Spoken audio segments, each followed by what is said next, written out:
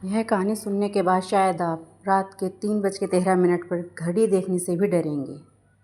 के बीचों बीच एक 3 मंजिला इमारत थी जिसका नाम शांति निवास था, पर सब लोग जानते थे कि इसमें शांति बिल्कुल भी नहीं है।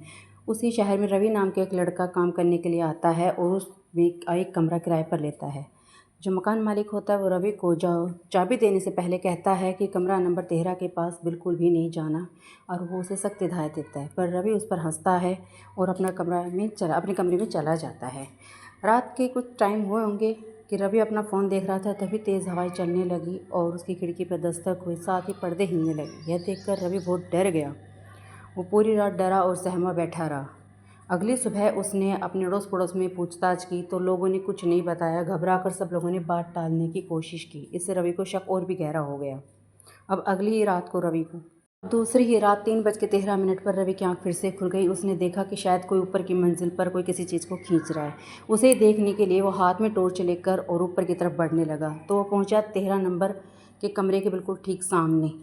वो एकदम अंधेरा घुप उस गलियारे में, और 13 नंबर कमरे के ऊपर एक बड़ा सा जंग लगा हुआ ताला लगा पड़ा हुआ था। उसने उसको खोल के अंदर ताक झांक करने की कोशिश की तो अब रवि ने टॉर्च जलाकर कमरे में और रोशनी करके देखना चाहा कि वहाँ पर कौन है, पर उसे उस कमरे में कुछ भी नज़र नहीं आया। वो कमरा बिल्कुल खाली था। उस कमरे में एक कुर्सी और कुर्सी के ऊपर एक गुड़िया रखी हुई थी। गुड़िया की शक्ल बिल्कुल इंसानों के जैसी थी और उसके सामने दीवार पर लिखा हुआ था लाल रंग से, पीछे मत देखना।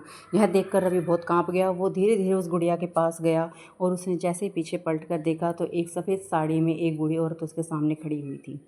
वह रवि की तरफ देखकर मुस्कुराने लगी और रवि से बोली कि अब तुमने मुझे देख लिया है, तुम यहाँ से वापस नहीं जा सकते हो। अब पूरी इमारत की लाइट चली गई थी और सब जगह अंधेरा पसर गया था। वहाँ से लाइट गायब हो चुकी थी। सुबह जब पास पड़ोस वालों ने, पुलिस ने आकर दरवाज़ा खोला तो देखा कि रवि वहाँ पर गायब था। अब उस गुड़िया की शक्ल बिल्कुल रवि से बिल्कुल मिल रही थी।